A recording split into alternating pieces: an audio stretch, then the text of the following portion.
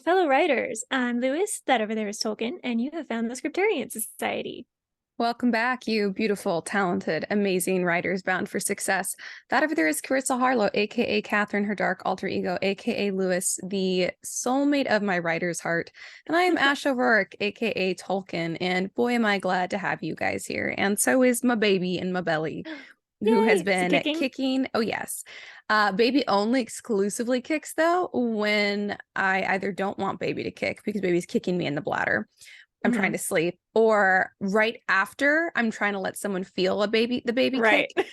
So like last night I was like shaking my tummy and poking my tummy, and I was like, wake up, because my mom just wanted to feel a kick. The second my mom went to bed, baby was like, party in the womb. And it was, yeah. Anyway, so if anyone else out there has been pregnant, I'm sure you know the feeling, but yeah. That's great. Yeah, I I feel also like dreamed the baby almost punched completely through my stomach. So my guess is that in the middle of the night, baby like punched me or kicked me really hard. yeah, a little Renesmee action there. That's fun. Horrifying. Horrifying. Yeah, yeah. Well, cool. How's your Yeah. week been? We'll start with you. Oh, well, Boom. this I is switched different. it up. You did. I wasn't ready for that. Oh, I hadn't even like thought about it. I usually have Oh, while I'm listening to you to kind of think about it. oh, It's hot. It's very hot here.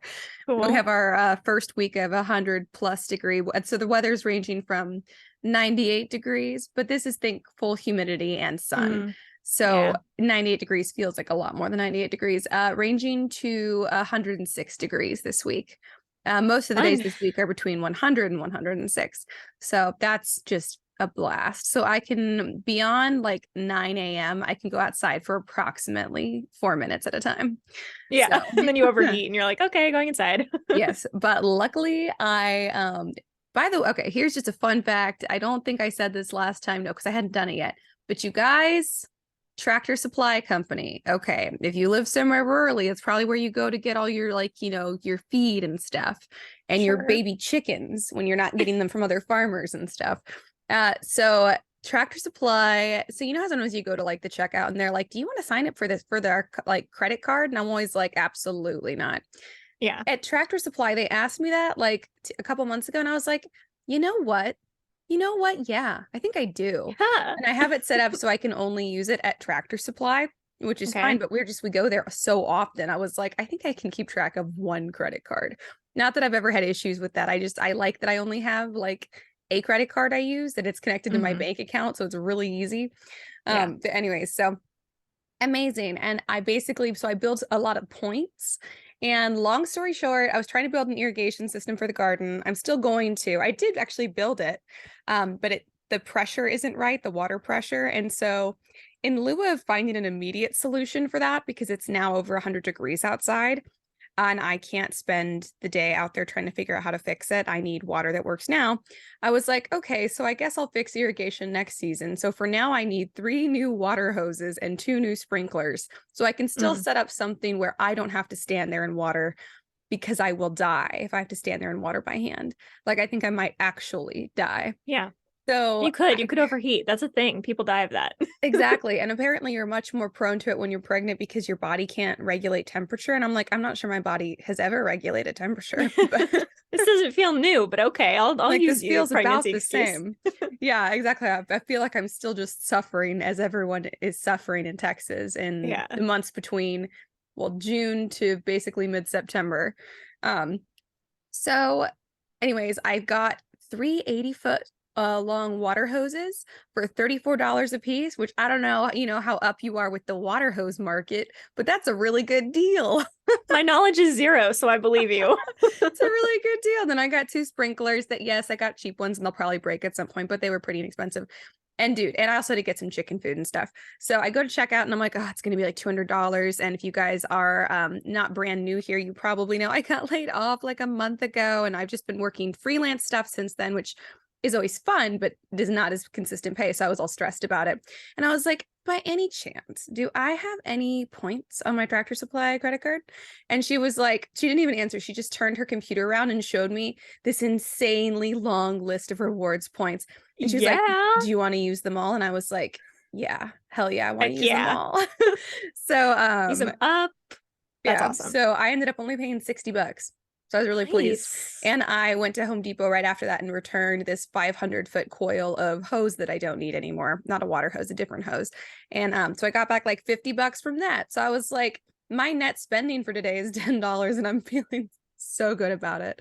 That is amazing. I love like credit card points because I just operate as though they don't exist. So then when I realize Yeah. they exist, I'm like, oh my gosh, this is so cool. I know, it's like spending spree. Spending the only time in my life I'll feel okay about a spending spree. Yeah. You can't So use them anywhere else. So like might as well. might as well. Exactly. So that was it still feels like a massive achievement. Like I'm still on a high from that. That was days ago. And I'm still like the Yeah. biggest accomplishment of my recent adult life. Yeah.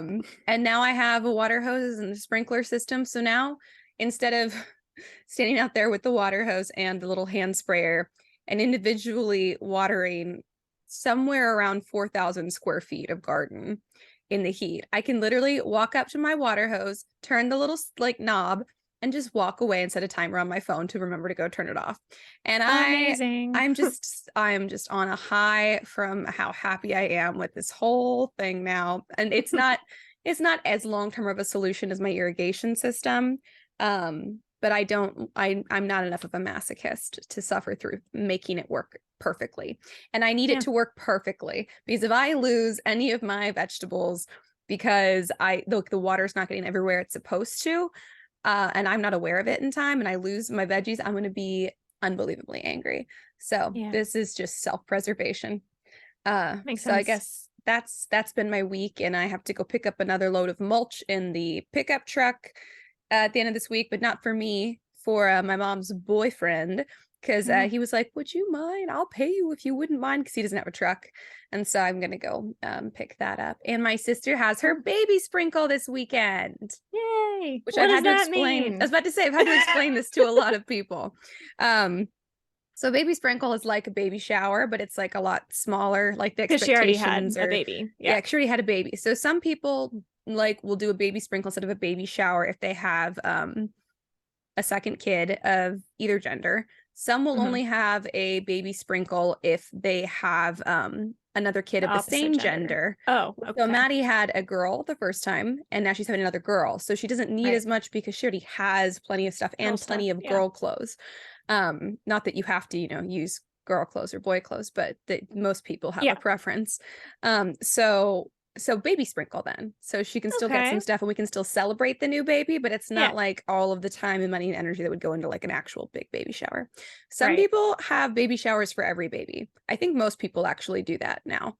So, but I think it used to be that people would have a baby shower for the first baby and then nothing for the rest of the babies. Yeah, that's what I always kind of assumed. Yeah. The strategy was, because then you have like the crib and the car seat and all those things you would get from a shower. So yeah, that's cool. But people like typically do baby sprinkle, because you get a shower and then a sprinkle. Unless you have, like, if Maddie was having a boy this time, then she might have gotten another baby shower. Right. We could have called it a baby sprinkle, but it really probably would have been a baby shower. So I'm super pleased. I don't think Maddie listens to this pod, which is perfectly fine. So I can say I made the cutest little like party favor type things, which if this was my baby sprinkle, I would be like, let's just go to eat some hamburgers, like that's it. Yes. And if I get like a couple gifts, like I get a new set of bottles, like great, which is kind of the idea of a baby sprinkle. But my sister is very elaborate. Yeah. And I just know if she was in charge of something like this, she would like do it up big, like almost baby shower level, like planning wise. And so I really tried. I'm doing she specifically requested helium balloons. So she's getting 2 helium balloons that I think my mom's going to pick up. But I got centerpieces for the table. We're going out to brunch at this cutesy little girly restaurant. And everyone will get like a cute little pink box full of party favors. So, and what's so funny is I'm like, it's so elaborate. And that probably doesn't sound that elaborate to most people. To me, that feels very elaborate. What you would do for yourself or something. Yeah. Yeah, exactly. So, and now my family is planning my baby shower, which is exciting, along with Marissa, Mermaid Maru. Marissa, if anyone has heard me talk about her before, she's a sweet, wonderful friend of mine and a fellow mermaid and freediver. But where was I going with this? She's planning the shower. Yeah, she's planning the shower because she's starting an event planning business. So if you guys are looking for an event planner, let me know.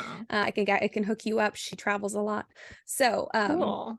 anyways, so yeah, shout out for Mermaid Maru. I don't remember the name of her event planning company right now, which is bad. But anyway, so everyone's like excited to plan this baby shower, and I'm excited to have a baby shower. Like I'm looking at like what I'm gonna wear, like dress wise, because none of my clothes fit me. Right. So I was like, I have to have something anyways. Might as well get something cute since everyone's going to the effort. But like just the level of effort that I would put into parties is never like I put effort Same. into I feel that. my outfit, maybe, and food, and that there's drinks, and I'll clean the house. But beyond that, like I don't have the creativity for it like some people do. So but I think there's so many people who have their hands in it now that I'm like, now I'm gonna be surprised if there aren't like decorations all over the house or wherever they want it. They're also like, oh, we don't want to do it at the house. We want to do it like somewhere else. And I was like, y'all gonna go like rent a room or something? This is an unbelievable amount of effort for this little alien in my tummy. It's not gonna know. That's true. But one day you can tell the story. Yeah, one day I'll tell the story about how everybody came together for this mermaid surfer themed baby shower, which is a very cute theme. But also in my, I guess, final exciting news, I am officially 4 months from my due date now. So that's exciting. Yay. Oh 1 month gosh. ago till I'm in my last trimester. But yeah, so that's great. I'm going to be huge when Javi gets back. He's at annual training. So yeah. Has he been gone for a while? No. But he'll be gone like for... he comes home after like 3 weeks and you're like extraordinarily bigger, like exponentially. Well, that's the thing. It's about 3 weeks, but I am going to be noticeably bigger by the time he gets back, because I'll be basically into my third trimester. And at this point, the growth rate is just exponential. Yeah. Like every day I wake up and I'm bigger than the day before. So. Oh, that's crazy. Yeah. Oh, anyways. Cool. Yeah, lots of stuff per usual going on over here. How was your week? My week was good. I feel like I'm going to copy the format of your first half of your week because it has also been getting warm here. I wouldn't say hot, but that's mostly because I haven't been outside a lot. So I'm not actually super sure. But we took the puppies to the vet today for their annual checkup, which was fun. And Aurora, I hate going to the vet. I hate taking my animals to the vet. It's not fun, but they got like they're dogs now. Okay, and they're not puppies, but I'm gonna keep calling them puppies. But they're like dogs. Like, I remember when they were just cats. Yeah, exactly. They got to get on the big scale instead of being weighed on the tiny one, and they didn't have to have a table in the room. They just got to roam around on the floor, and like also they got microchipped, right? Yeah. And you can take their temperature via the microchip. So they didn't have to get like the awkward temperature thing. So the butt thermometer. Yeah, exactly. Talking about the butt thermometer. I was avoiding that, but yeah. So they just like scanned the chip and it told them their temperatures. And I guess the normal temperature for a dog is like 101 degrees, right? So Luna is like perfect, on par. Aurora was 103.5. And the vet's like, she's running a little warm. And we're like, yeah, she does that. And I think it's because she's black and in Arizona. So she just absorbs the heat, you know? Yeah, poor baby. I little know. Woolly baby. So, and I mean, she got groomed less than a month ago, I think. Not quite a month ago. Hot. Yeah. It's just hot. So they didn't seem concerned or anything, but they said they did Aurora first and they said 103. And I'm like, okay, I don't know what the normal temperature is. And then Luna was a whole 2.5 degrees lower. I'm like, oh, that's significant. Like if I was running a 2.5 degree fever, that would be, I wouldn't be dying, but it'd be a lot. You'd not feel good though. Yeah. No, yeah. So, but she seemed fine and she was behaving fine. So I'm sure she's fine. So yeah, it's also heating up here. I don't know how to say that. But my brother's in Arizona right now. Also, he's in Phoenix. Okay. So I'm sure he's feeling similar weather. Yeah, Phoenix is probably a couple degrees hotter, so it's even worse for him. So, but anyway, yeah, suffer. Yeah. Also, I had like good financial decisions made this week. I was super excited about. So this is the same format as my week. I'm so excited to continue. I know. So this is just parallelism, which will be very in tune with our subject. But anyway, I have been volunteering right at the bookstore at the church. So I told you guys I was going to be alone for the first time, like, solo working. I couldn't find the word solo for a second. And it was awesome. Like, I love doing this so much. It's just so cool because people walk in and out a lot. So I get to see people and meet people and get to know them, but I don't have to be on socially the whole time because they're just passing through most of the time to get to the balcony. So I don't have to have like these deep conversations with people, but I get to meet people, if that makes sense. Also, it's on the second floor and it overlooks the coffee shop below. So if you're bored, you can just people watch and from above, which is super cool. And I also am like eavesdropping on people's conversations and getting to know them that way. So that's fun.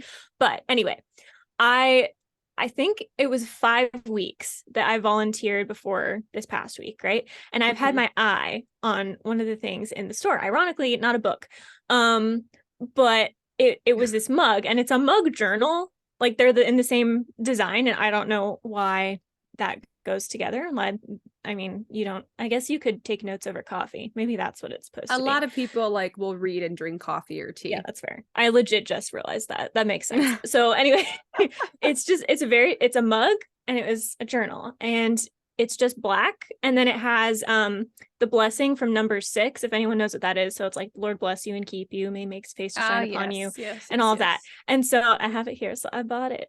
And I love it so much. If you guys that see, is such a pretty mug. I love the shape.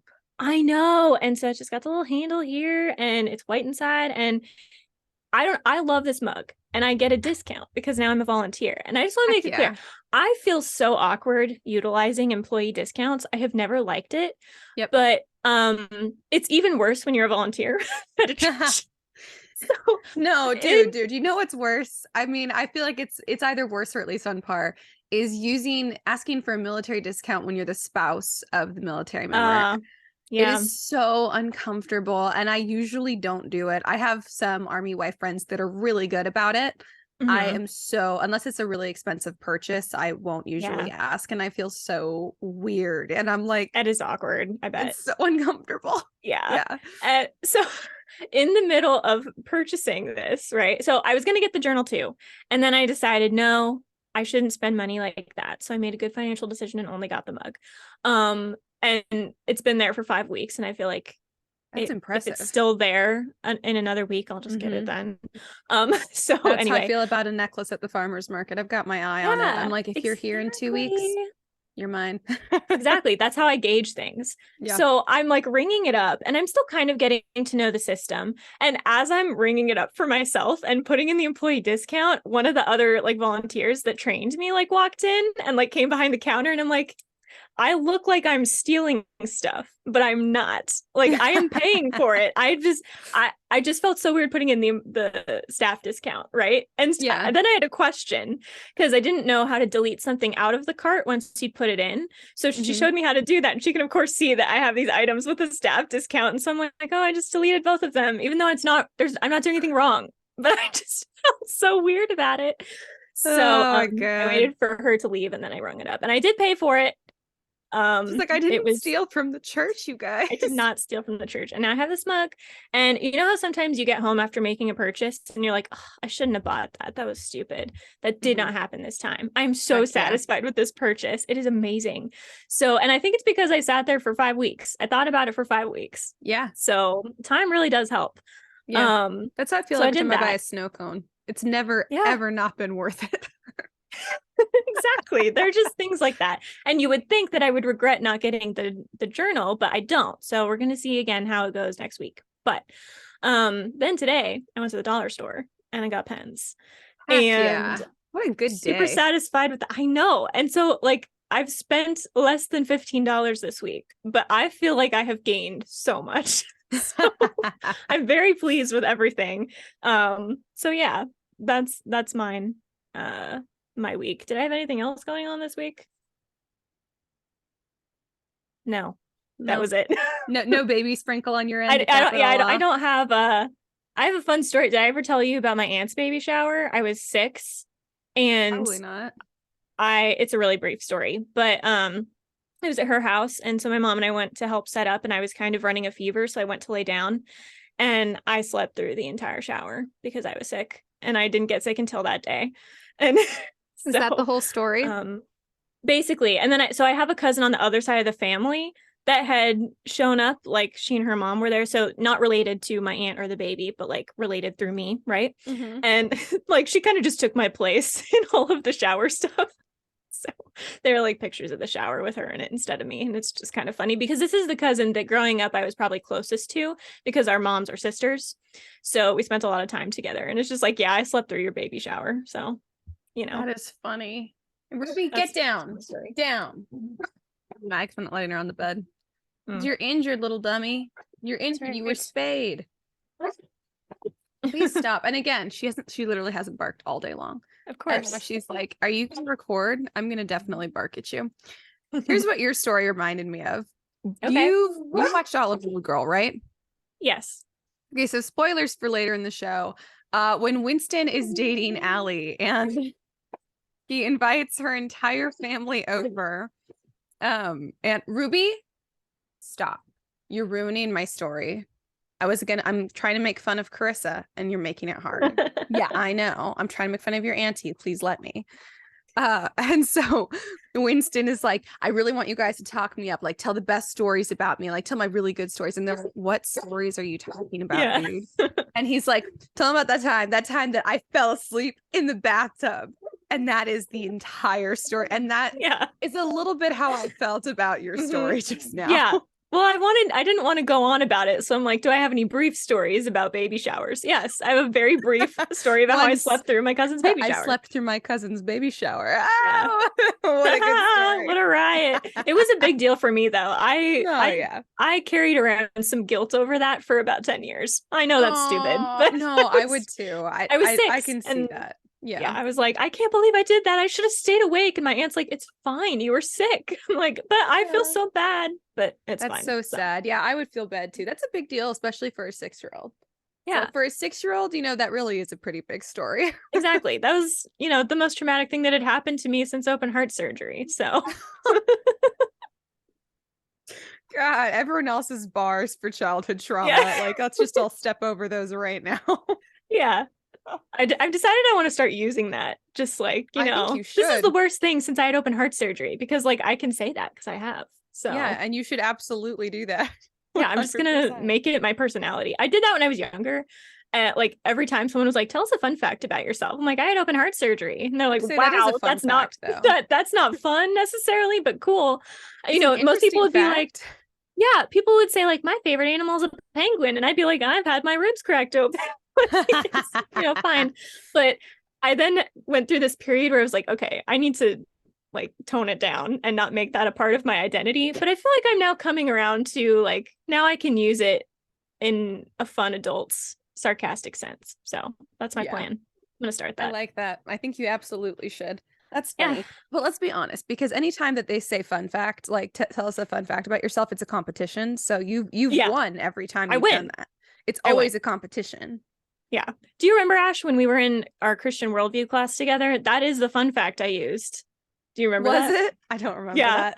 And it was so funny. I must have already known at that point, or I would have been like, you maybe did. But like the teacher was like, oh my gosh, your poor parents. And I was like, yeah, I guess. But like me. You were like, oh, whatever. I mean, I was like, yeah, I guess it was hard on them too. But like, what about me? So anyway. Oh my God, your poor parents. Oh, that's so funny. I was like, the first time I considered it, I'm like, oh my gosh, you're right. But yeah. As an adult now, I do that. Is one of the first things I think about. Ruthie, stop. You just laid on my chartboard, almost pulled my computer off the bed. Go be good for just a little while. Behave. Seriously. She's like, I hate when you talk to people who aren't me. This is unacceptable. Anyways, anything else you want to share about your week? Nope. All right. Do you have any book recs? Okay. So no, I don't have any book recs, but I've decided to go in an out of the box direction here, and I'm going to recommend something similar. Okay. Ooh. So confession, I unironically listen to ASMR. Okay. I legitimately surprise me about you find it relaxing and I really like it. So anyway, but I have like a certain number of people that I just kind of like rotate through, and then I get immunity and then it ceases to be relaxing. So every once in a while I have to find a new person. And I recently stumbled across an ASMR artist this week whose name, or I don't know, title, whatever you call it, is Goodnight Moon. Mm-hmm. Oh, I've And heard of this. so far, okay, so far you guys are like, this is stupid, we don't care, this isn't a book recommendation, but it kind of is, because she has this series of videos, there are 21, and it's called the Babblebrook series. Okay, and it's like she has legitimately created a fictional world with fictional characters, and she role plays as the characters in each one of these videos. And it's so intricate. Okay, so first of all, it is legitimately relaxing and it's really fun to listen to. Her voice is wonderful. But second of all, the visuals are amazing. Like professional level quality, like the level of detail is insane. But third of all, the world building that she's put into this random series is so cool, because like you watch one video and there'll just be kind of these random statements made and you're like, oh, okay, she's just kind of like filling the space, whispering, whatever. But then in 2 videos later, they'll reference the same person or they'll reference an event or whatever. And it all like coheres together. Is that a word? It all goes together. And it's like also a story. So you as the listener are like a character, like people are talking to you, you're participating. And so it starts out as you've just kind of stumbled across this town. And then by the end, you end up going on a mission for the dark witch in town to kill the queen. And this is kind of like you're writing a story in second person idea. Yes, it's so cool. That is probably why I like it so much. Yeah. But it's just so cool. So first of all, the way that she does all the different characters is so distinct. So like if you're struggling with making your characters unique in like their mannerisms or the way they speak or the way they move, I would recommend listening to it for that, because each of the characters is just so clearly themselves. It's really cool how she manages I feel like she must have a theater background or something, because she's just really good at, she's different accents and she has different personalities, and like some of them will twitch or some of them will always like be, brushing something off the desk or whatever. So that's really cool. But also world building wise, very impressive. And like she will say things and I will think to myself, oh, that's a cool detail I haven't thought of yet, I need to think about that in my own world. So it's not a book recommendation, but if you guys are in kind of a reading slump like I am and you're not really in the mood to watch TV, you want something just kind of like in the background while you're doing other work, I would recommend the Babblebrook series by Goodnight Moon, the YouTuber, because it's so cool. I cannot even begin to impress upon you how impressive this is. Like, I mean, when it I sounds watched, really impressive. when she has maps, she has like little trinkets. It's She so needs to cool. be a dungeon master. I know. So you're watching the first video and you're kind of scrolling through the comments and people are like, this is amazing, I love this series. And I'm like, okay, it's ASMR, like don't get overzealous about it. But like they are correct, it is amazing. So that's my recommendation. It's not a book, but good for the writer brain anyway, maybe. So. Yeah, absolutely. Yeah. My book rec is also unusual in the sense that I cannot truly direct anyone to it yet because it is not yet published. As if you don't. It's your book. I was gonna say, this sounds familiar. Yeah, I finished reading Karissa's book, Her Lord of the Flies spinoff. It was so good. Like, Yay. especially after like the first 50 pages where you're getting like the feel for what kind of book this is, I was like, I can't put this down. And I was like, Yay. I am so unbelievably freaking invested. And I was like, what's gonna happen? And then it was weird because I'd be like, oh, are they gonna kind of do like what the characters did in the original Lord of the Flies? Or are they gonna do something kind of different? And every time the characters made a decision, whether it was what's like kind of similar to the original or not, I was still somehow surprised by it every time. But I loved it and it worked so well. And then the ending was like a total twist. It was so good. I enjoyed it so much. So that's what I've been reading. So and I haven't started a new book yet. So I don't have another book rec beyond Karissa's book that is not actually published yet. Right. So I mean, hopefully someday. soon. You guys put this book rec in your back pocket, okay? Yeah. For when it is published. Exactly. Oh my gosh, I'm so glad you liked it. I don't so good. When you send something to someone, you're like, they're gonna hate it. That's how I feel all the time. So yeah, well, you got to set those expectations really, really low. That's true. Really, then you can only go up from there. Exactly. So, yeah. Oh my gosh, I'm so excited. So yeah, so that was my book rec. But what about our word of the week? All right, our word of the week. You've heard of impeccable, but did you know peccable is also a word? Peccable, Peccable. I feel And like it I did means, know that, but I just hate it. yeah, it means capable of sin or sinning. So Wow, impeccable so is just like it's perfect. antonym. There's nothing Yeah. wrong in it. And then peccable is there is something wrong in it. So like the peccable human race or something like that. Interesting. I hate this word. Do you? Peccable. Yeah, I think I did know that peccable was a word. Okay. And I tried to block it out and didn't fully because I was like, oh, I think I did know this is a word. I've never used it and I don't know why I hate it. It's a very useful word. Mm-hmm. And obviously very useful because it's the antonym Right. of impeccable. Right. So I just hate it. I don't know what it Do is you hate about it. impeccable? No, I hate peccable. Interesting. And I do not know why. I don't like the way it's spelled. I don't like the way it sounds. I don't like the way it looks on paper. I just wrote it down so I'll remember and I'm like, Ew. gross. That's Don't know so why. strange. You know, in the movie 10 Things I Hate About You, have you ever seen it? It's Um Heath Ledger and no. okay. So it's based on The Taming of the Shrew by Shakespeare, Right. loosely, but it's the high school. So one of the girls, you know, kind of the ditzy girls, says this line as she's passing by in the hallway, and it's, I know you can be overwhelmed and you can be underwhelmed, but can you ever just be whelmed? And I think about that like once a week. I think that's The just your wisdom, standard state of being. I right? mean, You're just, it's not worth commenting whelmed. on because that's Yeah, just the way that you are. standard. Yeah, Yeah. you're just you're So just whelmed. I mean, I that's like that a what lot peccable more reminds me of. than Do peccable. you? Peccable seems like a peccable word to me. Ah, there you go. It's gross and I hate it. So, All right. I like it. So anyway. well, where do you guys fall, listeners? How do you feel about the Yeah, word peccable? What about the word whelmed? Because that's that one right. is not a word, but I think that one should be. So, yeah. Um, Anyway. should we get into the theme for this episode? Yeah, we're going to talk about poetry. And depending on what kind of a person you are, you just went yay or and And I there's no did in a little between. bit of both. Okay, there is an in between. It's Ash. Yeah, I'm just whelmed, you know? Yeah, just I'm neutral about it in the No, sense that I hate and love it.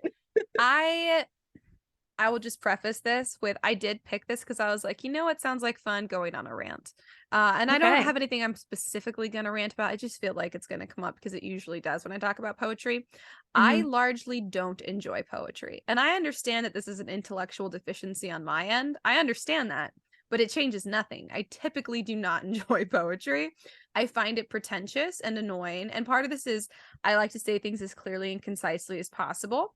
You can say it in a poetic way, but I feel that poetry often muddies the message when it's trying to, when the point is to say something in like poetry that you can't say in like normal prose. You know, you're trying to Mm-hmm. communicate something that, you know, just if you said it in prose, you'd be missing some element of it. So I think a lot of poetry doesn't do that. I think it just wastes space with a bunch of fruity words. So I usually hate poetry. I do love Emily Dickinson. I think her Mm. poetry is excellent and does exactly what poetry is intended to do.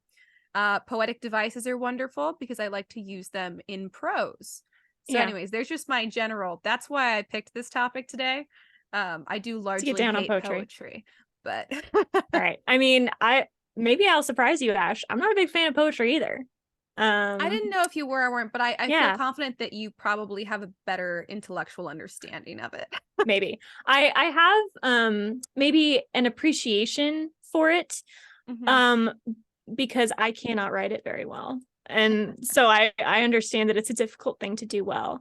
Mm-hmm. Um I do have like I'm very picky about poetry, right? Yeah. So and we can talk about this a little bit as we go, but like I love Emily Dickinson. Who doesn't love Emily Dickinson? She's the peak poet.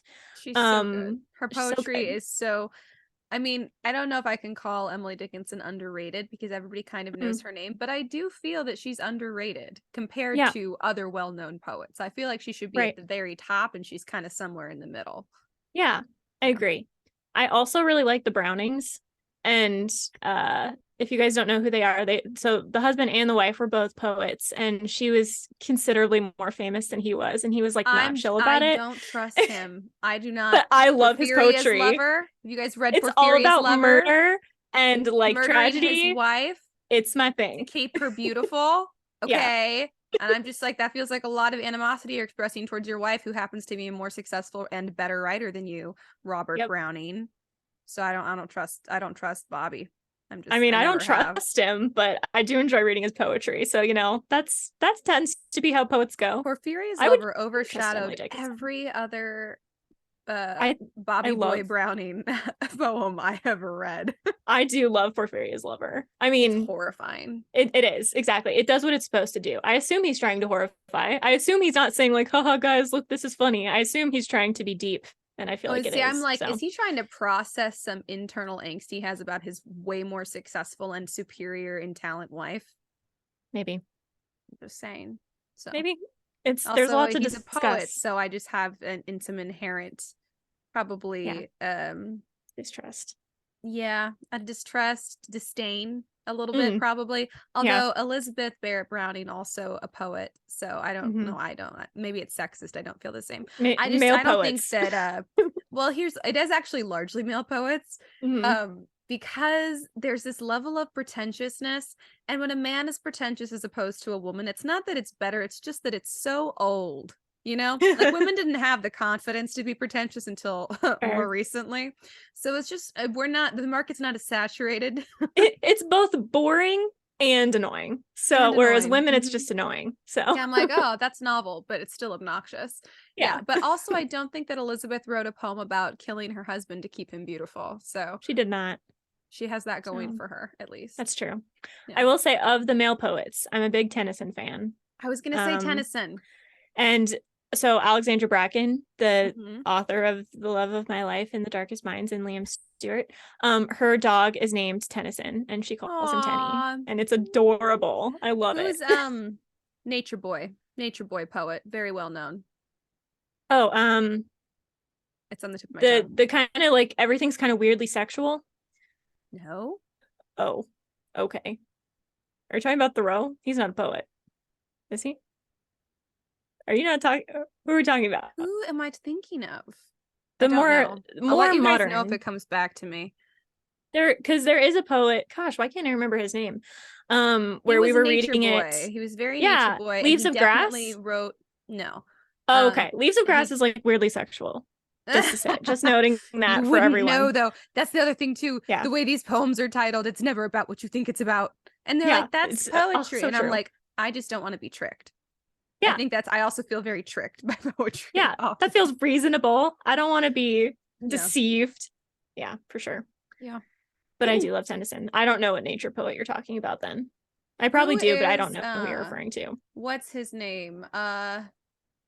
Was it Tennyson? Who's the ladies' man with just I think it was Tennyson. Excusable audacity. Is it Tennyson?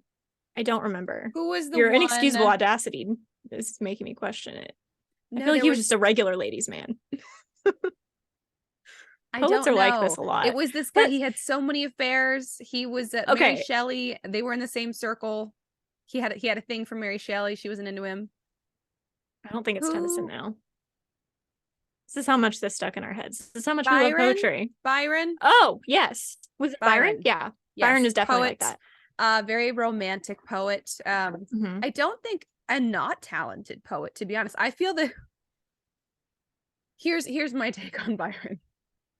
I actually think he's not as skilled of a poet as other people in his day and age were. Maybe there are a lot of like way better poets, but because he was less skilled, he stood out more. Like, I just felt like, he was like, I'm just going for what's trendy and I'm not trying to hide it. And I was like, I respect that you're not even trying to hide that you're not as talented as everyone else. Right.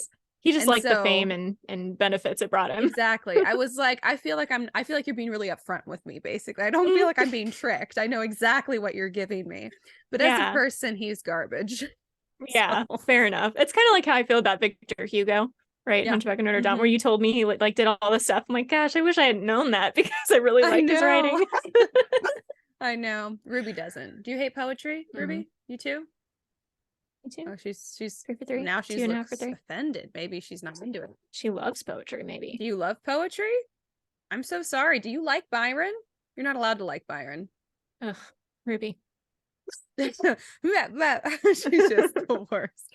Anyways, I'm sorry. I feel like I just threw us off track. But continue with whatever you were saying. I was just kind of listing my favorite poets to give you guys a sense of what kind of poetry I do like. I also really like Coleridge. And when I say I like Coleridge, I mean the Rime of the Ancient Mariner, which is one of my favorite things of all time. Interesting. I love the Rime of the Ancient Mariner, and I love the Really? albatross symbolism. I do like And yeah, I don't know why, but I really love it. So yeah. I will say um symbolism is one of my favorite things that poetry does and does really well. mhm, There's some, like I said, there's some poetic devices that I love. And I do love that obviously because they're poetic devices, they're more prominent in poetry. mhm, I just prefer to take inspiration from those and use them in my prose. Because I'm like, you're yes. using them all at once, and I feel like it's detracting from the. That's the other thing too, is because in poetry, done well, it should be like there should be like so much. It could be like, like a few stanzas of a poem, Mhm, but you could pour over it for hours and hours because there's so much like potential meaning and symbolism packed into each line. mhm. And I don't really want to do the work of that. So I Yeah. think it's this is what I'm saying. I don't know that I'm intellectual enough to enjoy poetry truly for its You don't want to pick strengths. through it like that. Yeah, No. fair. Um, Good jumping off point though, because what I wanted, one of the things I wanted to talk about is should, if you want to be an author of some kind, should you try your hand at poetry, or should, you try to master that skill? And I think the answer is you should try it, but you don't need to worry about mastering it. I agree. Because I And this think the is true for process, most types of writing. I think yes. anything, even if you're like doing marketing writing or writing a blog, Hmm. like it could even be boring, or maybe it's just the only work you can find.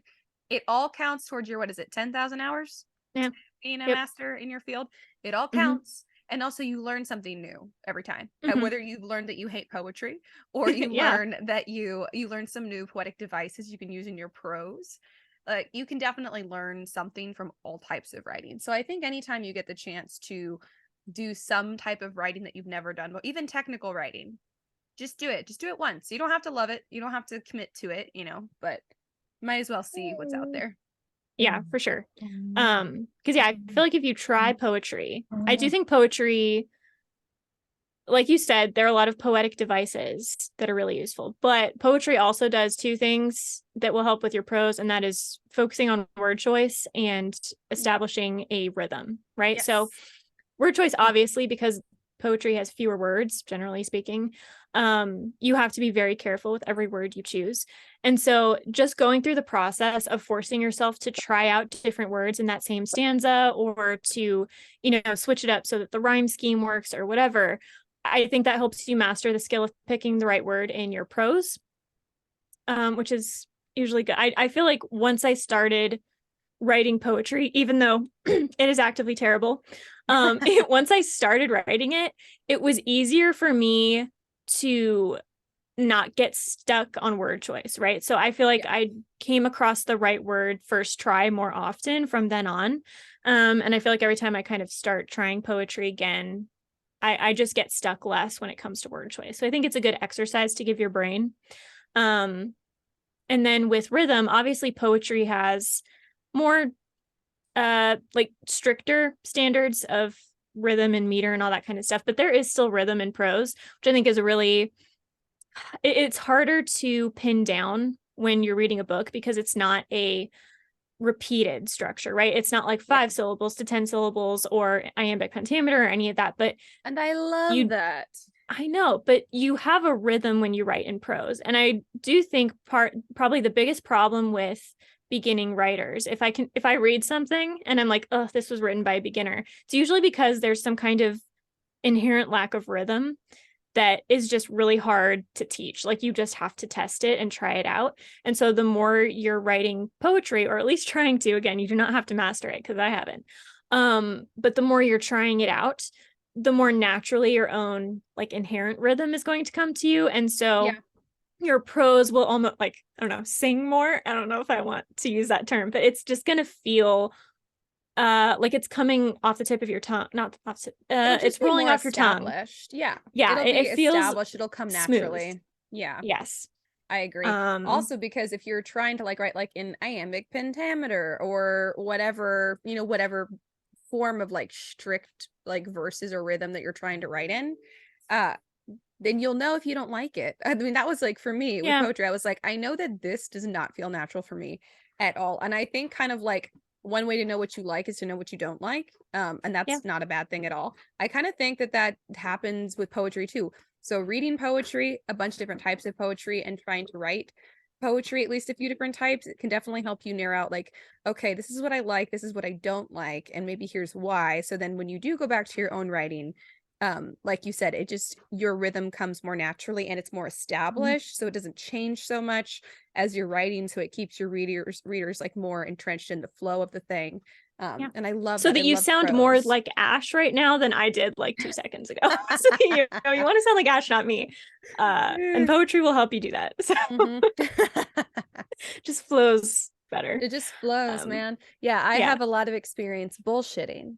So that is that's where my skills come from in this area. Nice.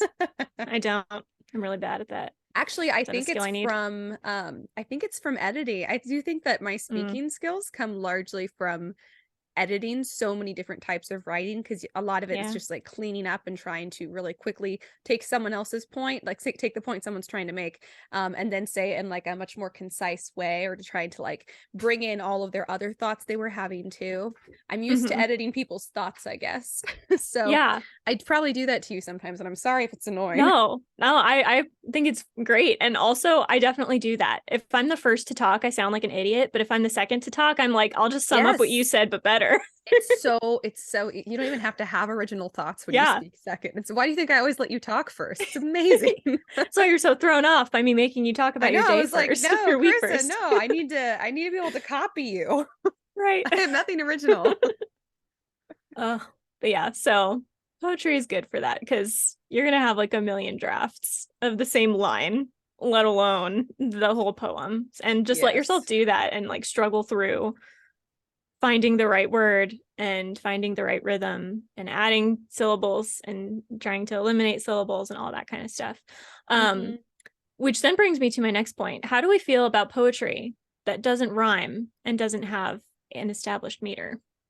I used to hate it. Now I like it. So as a kid and like a teenager, I hated it because in my head I was like, poetry is supposed to rhyme. And I think a lot of us have that kind of inherent instinct. And what I think it is more that poetry that rhymes is frankly just a little more fun. It's a little bit more musical, and it is easier to follow. The rhyming makes it really easy to follow and not get distracted or off course. However, I have since changed my opinion immensely. I really enjoy free verse, and I don't think that things have to rhyme.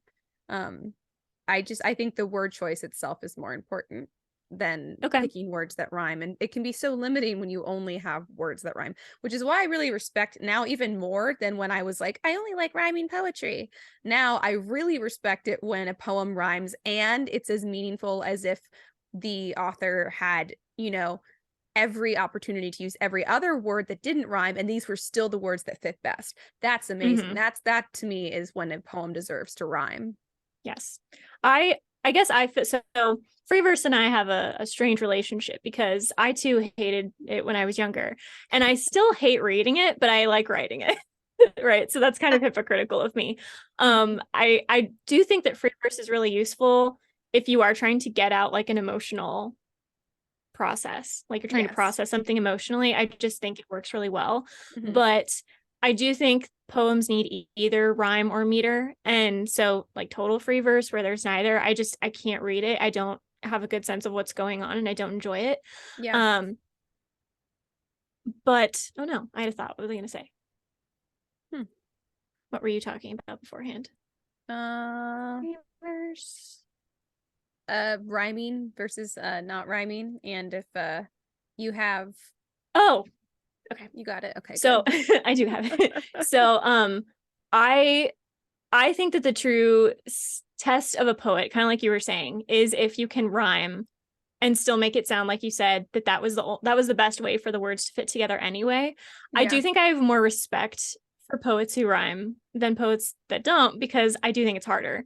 And I think it shows a lot more effort was put into it. So I almost feel like when I'm gauging the value of poetry, if it doesn't rhyme, my bar is already like so high. Like you have to meet so many higher standards, because I've like docked you points now because it doesn't rhyme. And I have to work through the fact that it doesn't rhyme to kind of get through the poem and try to establish my own meter. And so I'm just bitter about it.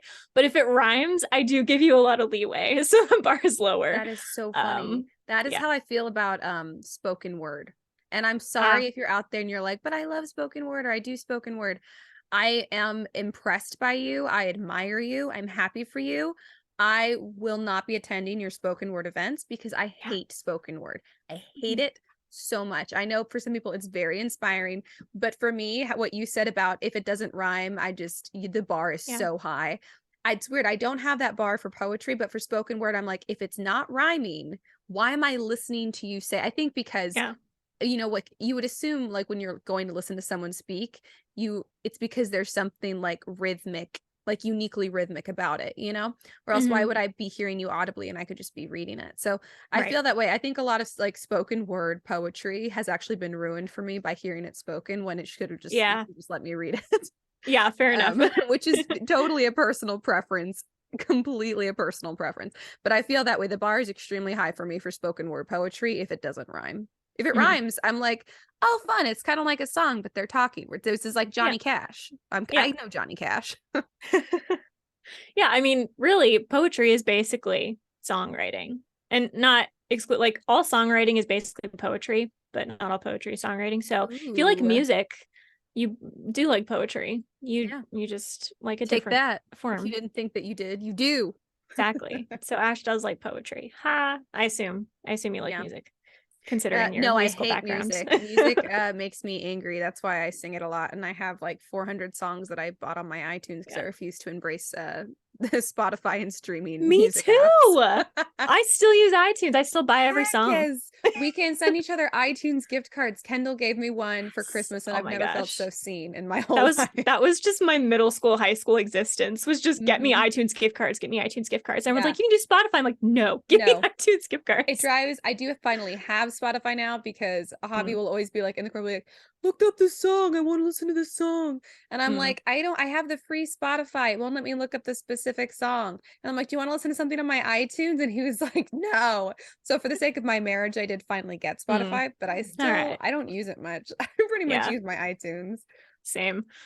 But yeah, so music is a great, I don't know, like middle ground poetry. It's accessible. It's accessible to a lot of people because it is. It's like another medium of poetry, kind of like spoken word poetry, and maybe some people like that medium more than others.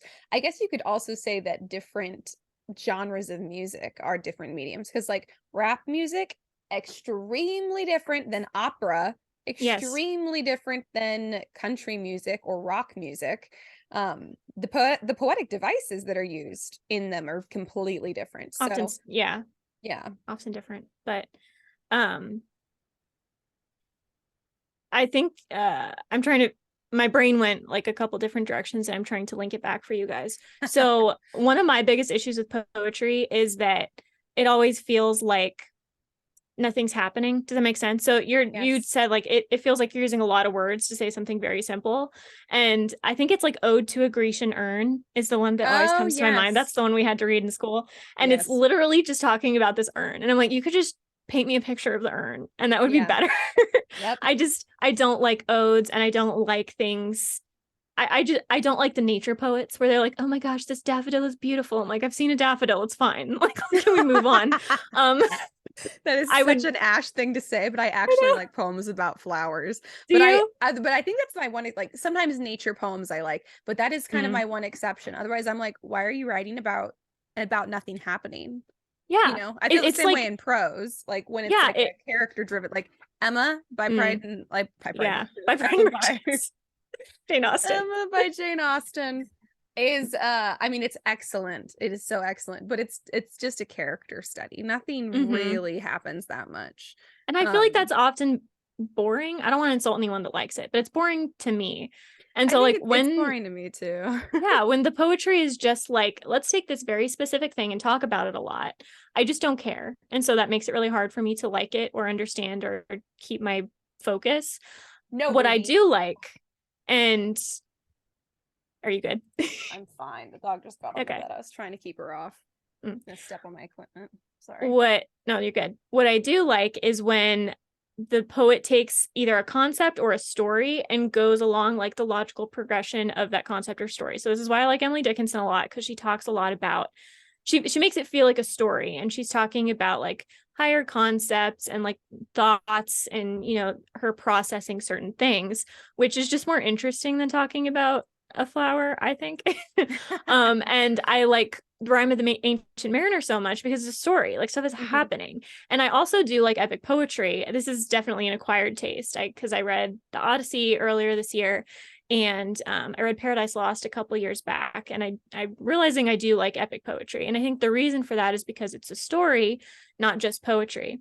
And so I do think musicals, that's the appeal of musicals, because they are basically stories in song form or in poetic form. And so to kind of get back to like the song lyrics thing, I do think that's why like songwriters, are people who write musicals called songwriters, musical writers, composers, whatever they are. I find that really impressive because they have both a story and the poetic devices and poetic form going on. So that's just like, that's very different than rap, which I don't like mainstream rap. I like rap when it is not offensive to women and, you know, people in the world. But when it's done well, for rap, when it's really done good, respectfully, it's really good, but it's very different than a musical. And it feels almost like, not that Emily Dickinson would have been a rapper, but it feels like rap is the Emily Dickinson style, and musicals are the Coleridge style. So that was my thought that I was trying to connect back to for you guys. That's a great thought. Hang on 1 second. Ruby. Good. Oh my God. Get off of my equipment. I'm going to lock you outside and let your injury fester. I'm gonna go let your wound fester. You can take yourself back to the vet. You're being horrible and you're doing it on purpose. Oh my goodness. Go away. Get down. God, I'm gonna have to get up. Sorry if you guys are watching this on YouTube, because I'm not editing the video. You're just gonna get to experience this. Just the whole thing. Ruby, get down. Skip ahead to when Ash is back on the screen. I'm too pregnant to get off my bed. Oh my gosh, you look so pregnant. Get down.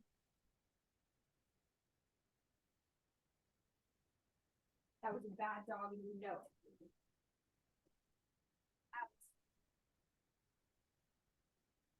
Hello, people watching on YouTube. I don't know what to say to you. Please, it's disrespect, Jennifer. I feel like I should entertain you, but I have nothing. I'm back. Hello. We were floundering without you.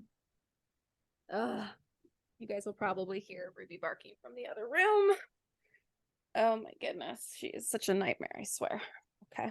Now that I just like grabbed all my equipment and scooped it into my arms over here to try and keep it away from her. And she was like, I'm still going to get on top of it. I'll find a way. Oh my gosh.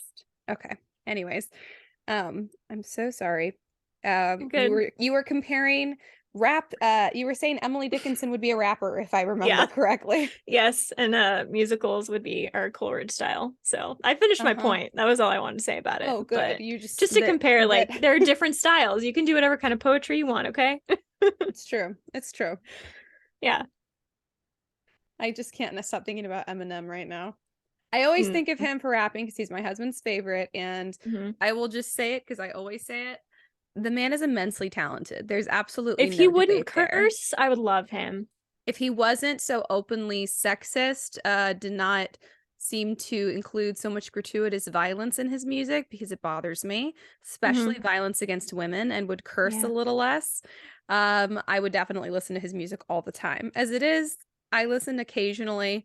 I know he's extremely talented. There's, like I said, there's really no debate he's there. Very if you good. think he's not, you're wrong. He's insanely good. Wordsmith. I just hate his words, you know. This actually brings up a good point that I don't know if it's related to poetry, but this is just my own personal pet peeve. So maybe you guys will understand why people are like this, or maybe you agree with me.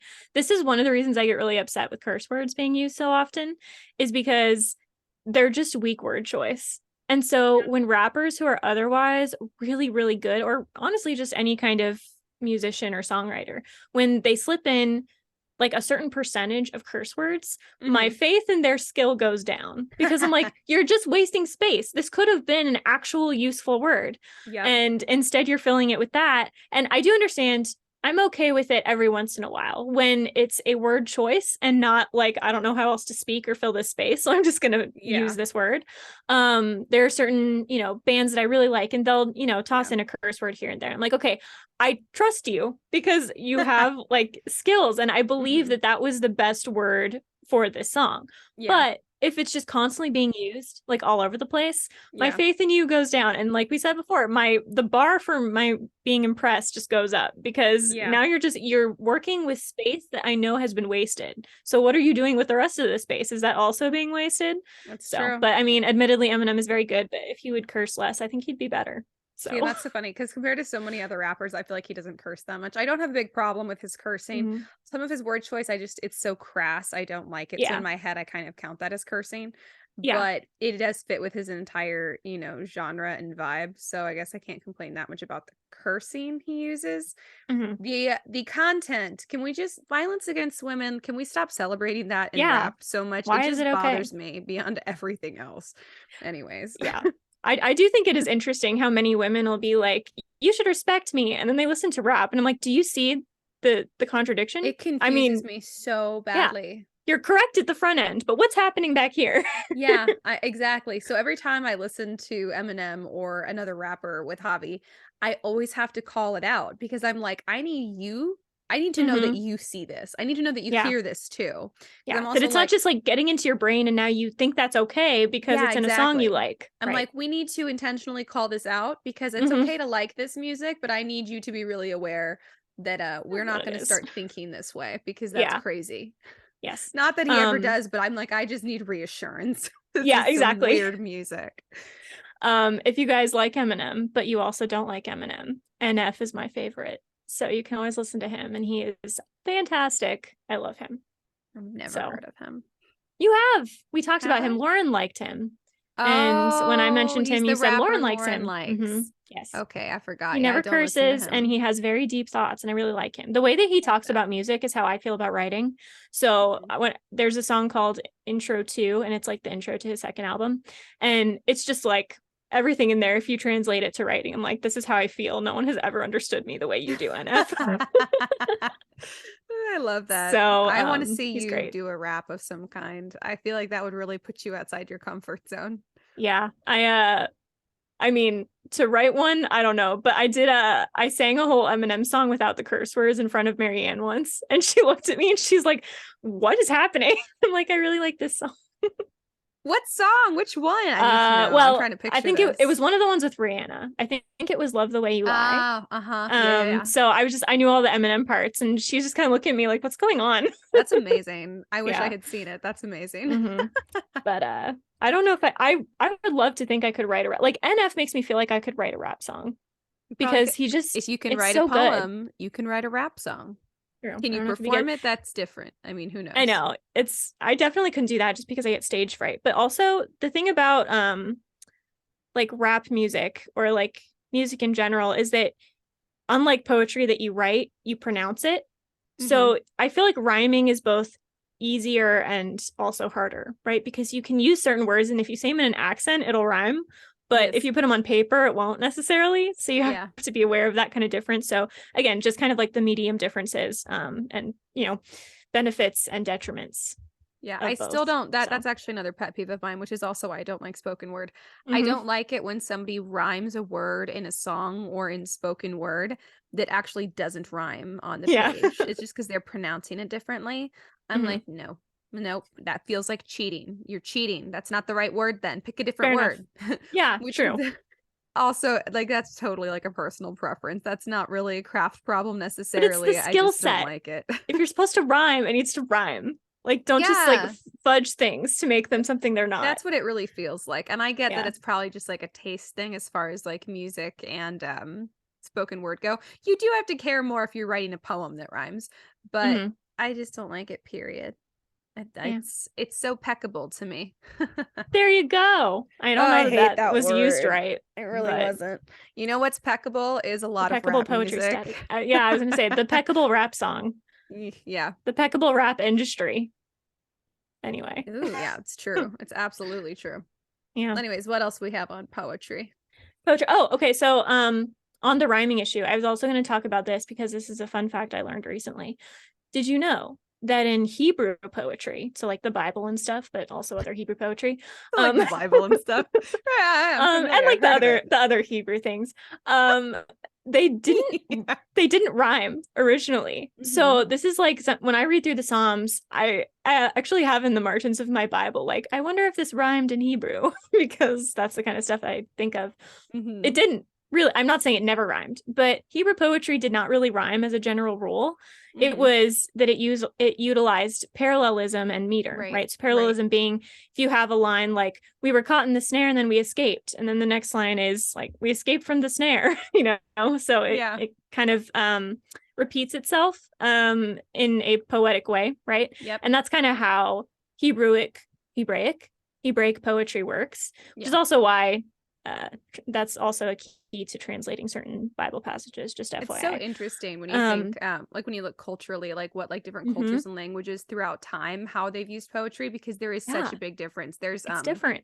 What is it in like Old English, like Beowulf? What's it called? Kennings? Is that what they're called? They use kennings, which is basically like giving like a title to a thing and then referring to it by that. Which I'm trying to think of a good example. Like a sword could be referred to as the dragon slayer, or like the dragon ender or something. Or sting is technically a kenning for the Hobbit's little sword. Yeah. Wow. I went to the musician. Yours is better. You're right. But yeah, kennings, that was an Old English thing. And then it's funny too when you think about, because of course metaphor, simile, of course those are powerful poetic devices and devices that we use in prose a lot. But I always think about how what is it, Song of Solomon, is that the really sexual one? Yeah. It's really funny to read it and go, wow, whenever people would be like, this is really sexual, I'd be like, what? Because he's talking about how her hair is like a flock of goats coming down the mountainside.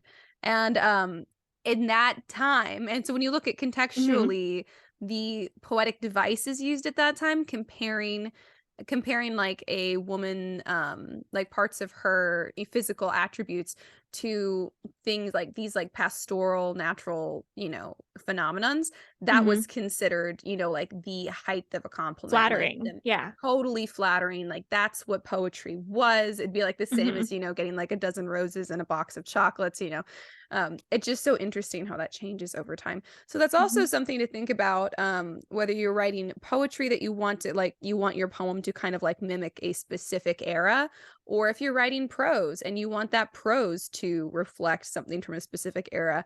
Go read poetry, not just prose. Go read poetry from that era, from that culture. It's very different. And then you do have to put more work, I think, into studying it.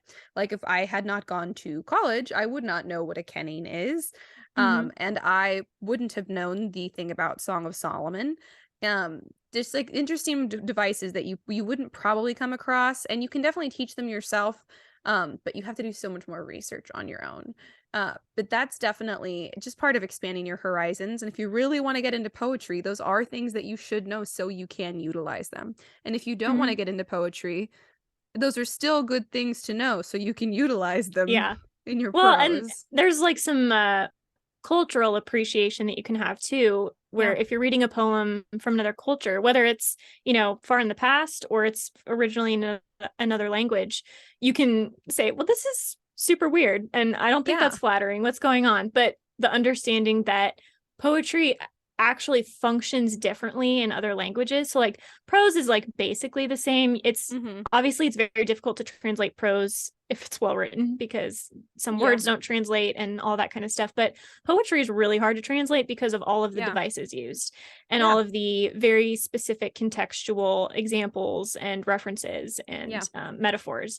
Song of Solomon is actually a very beautiful poem. But it's weird. I didn't today. think so for most of my life. I thought that is just the weirdest conglomeration of weird, gross metaphors. And if Yeah. I had not looked into the historical context of those metaphors and of the poetic devices used in it, I wouldn't have appreciated it. But now, because I Mhm. know that and I go back and read it, I'm like, wow, this guy was besotted, right? And it Yeah. just gives you a totally different appreciation. So I do agree, I agree culturally as well. So it's like sometimes like when people are like not really into like foreign artwork, whatever it is, written or otherwise, I think Mhm. it can just be a big cultural divide. And when Yeah. people, look at historical stuff and like this used to be me with literature a lot because most stuff we consider literature is historical. I would be like, I'm bored. I don't get it. But learning what type of devices they used and why they used them makes a huge difference in your not only your comprehension, but your enjoyment and Yeah. appreciation of it. So if you find you're like, I just don't enjoy anything historical, or I just don't enjoy writing from other cultures, you totally have the potential to enjoy those things. So if you want to get the most out of them, you do have to learn. You do have to intentionally broaden your horizon. Mhm. Well, it's kind of like if you take super long novels from the past, right, like Charles Dickens or Mm-hmm. anything like that, and then you compare it to stuff today. In the past, reading was like a luxury, right? You only Yeah. got a little, you could get like one book, and then that was supposed to last you like months and months and months. So it was supposed to be Mm-hmm. long, and it was people had bigger vocabularies. So like small children probably knew more words than most adults nowadays, so they could read that and understand. Whereas today, our culture is far more like instant gratification, where like people want to be able to read it in one sitting. And there's nothing wrong with either of those things, but that is why books were so Mm-hmm. long and so wordy. And you don't have to enjoy it, but if you can understand that that's why it's being done, maybe you can learn to appreciate it for Yeah. what it is instead of trying to compare it to what you are used to in modern times. Yeah. Same with a So, lot of old works were published as serials. So if you're yeah. like, oh, it feels like these chapters aren't as fluidly connected, it's because one might have come out months after the fact because Mhm. printing books was expensive. So instead, the Right. masses got to enjoy this, what we now call literature, because an article would come out in a newspaper that would have part of the story. And then the next week, another part of the story would come out. And later we like squish all these together into the novels that we know of now. But if you didn't know that originally, you might be like, this just feels like it doesn't flow like a Hmm. novel. I find for a lot of literature that I read, I find that a lot. Usually when I'm like, ugh, something about this flow, I don't like it. Then I look it up and I'm like, it was published in serial Yeah, it was form. a I serial. understand It's now. pretty easy to Yeah. kind of spot that once you know what you're looking for. Mhm. Yeah, but then when you shift your expectations because now you're like, "Now I understand why it's this way," instead of being Mhm. distracted by that difference, you can appreciate it, and it doesn't get in the way of you enjoying the story anymore. Yeah, definitely. So yeah, I guess that's a good point too with poetry is that you need to understand who your target audience is. And this is, sometimes things will translate, sometimes things won't, whether it's across time or across cultures. Sometimes what people want out of stuff is just too different. And so I would argue this is probably why a lot of books don't become classics, is Yeah. that they were for a very particular time and generation. And then it kind Yep. of passed away. And there's nothing wrong with that. But just kind of keep in mind, even with poetry, do you have a target audience? I mean, I don't know that I would say with poetry that you should try to cater it to like people of the future or people of other cultures, because I think with poetry, that's just too hard. I think Yeah. you can do that to an extent with a novel because I, novels are just more consistent over time because of the prose format, but Mhm. poetry is so specific to culture. And like it was unheard of for a while to not rhyme in English poetry. And then free verse Yep. became a big thing with the modernists. And suddenly everyone's like just throwing words around and not rhyming them. And Yep. that would have been completely foreign to people in the 1800s that spent like diligent time figuring out the right rhyme. Yeah, it's true. And so I don't know that I would try to cater poetry to too broad of an audience, because I think if you write poetry well, it will be accessible to more people. Mhm. Um, but keep in mind that that might be one of the reasons maybe it's not translating well, or that a poem you're reading for inspiration is not translating well, or whatever. Just kind of Yeah. keep that in the back of your mind. It's true. And So, also, I mean, if your goal is to try and write something that's accessible to as many people as possible, just know that there is a limit on that. You can't write something that everyone's going to like, and you also can't write something that everyone's going to understand, and that's okay. Every type of artwork, every piece of artwork is a product of its culture and time to some degree, and that's actually a good thing. That's why we have classics we can look back on, or examples of poetry from other cultures that we look to as like a prime example of some movement that culture went through literarily at some time or other. And we can learn from it because we have these like preserved sort of gems. So just because you write a poem now and maybe, 40, 50 years from now, it's still well written, but maybe it's missing the mark for readers in the future. That doesn't mean that it's lost its value. It means that it has to be looked at with a more archaeological eye. And there's value in that too. That's more like the type of value that your poem or your story has will change with time. But if you put in the effort and you make sure that your craft is as good as can be, the value won't change. Just the type of value that it has changes. And that's actually a good thing. So I wouldn't worry too much about that.